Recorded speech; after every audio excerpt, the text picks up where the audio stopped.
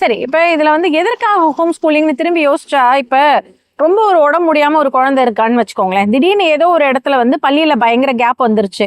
6th இருந்து 8th வரைக்கும் அந்த குழந்தையால படிக்க முடியல. ஒரு 3 வருஷம் வந்து ஏதோ ஒரு காரணத்தினால உடல்நிலையினாலேயோ அவளால வந்து பண்ண முடியல அப்படிங்கும் பொழுது, அப்ப என்ன ஆகுது அப்படின்னா, அந்த குழந்தை வந்து இப்ப 10th படிக்கணும் அப்படின்றப்ப ஹோம் ஸ்கூலிங்ல அவளுக்கு ஒரு 2 டீச்சரை வச்சு அந்த பொண்ணுக்குள்ள வந்து படிக்க வச்சா வந்து இது வந்து ஒரு சாத்தியக்கூறுகள். ஏன்னா நிறைய விஷயங்கள் நம்ம கிட்ட மெடிக்கலி ஒரு டிசேபிள்டா இருக்கிற பசங்களுக்கு ஃபுல் ஃபெசிலிட்டி இருக்குமான்னு கேட்டா தெரியல. எனக்கு தெரியல. எனக்கு தெரிஞ்ச வரைக்கும் அது கம்மியாக இருக்கலாம்.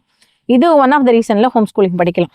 முதல்ல எனக்கு என்னோட கேள்வி என்னன்னா, முதல்ல ஹோம் ஸ்கூலிங் எதுக்கு?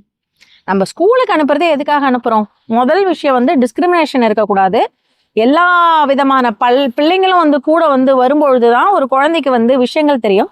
எல்லா நேரத்துல நம்ம சாதாரண ஒரு விஷயமா சொல்றோம்ல, அதாவது வீட்லயே குழந்தையோட 10 நிமிஷத்துக்கு மேல நம்மளால விளையாட முடியாது அப்படின்னு அடிக்கடி ஜாக்கி வந்து பார்த்தீங்கன்னா நிறைய வீடியோக்கள்ல சொல்லுவாங்க. அப்படி இருக்கும்பொழுது ஒரு குழந்தை அதோட ஏஜ் குரூப்ல இருக்கிற மற்ற குழந்தைங்களோட படிக்கிறதும் கேள்விகள் கேட்கப்படும். தவறுனா யாரோ ஒரு டீச்சர் உன்னை கேள்வி கேட்பாங்க, இது தப்புன்னு சொல்லி கொடுப்பாங்க அப்படிங்கிற ஒரு விஷயமும், அறிவு பகிர்தல், இந்த மாதிரி நிறைய விஷயங்களை பேசிக்கிட்டே போகலாம். ஸ்கூல் சமுதாயம் வந்து எப்படி இயங்குதுன்றத ஸ்கூல் மூலமா தான் நீங்க கத்துக்க முடியும். ஒரு பிரச்சனையை வந்து எப்படி வந்து ஒரு குழந்தை ஃபேஸ் பண்ணுது.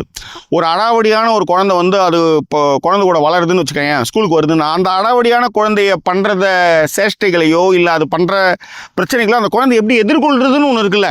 நீங்கள் ஸ்கூலில் வீட்டில் வச்சு நீங்க என்ன பண்ணுவீங்க? வீட்டில் என்ன சொல்லி கொடுப்பீங்க? அதேதான். இது வீட்டில் எப்படி சொல்லி கொடுக்க முடியும்?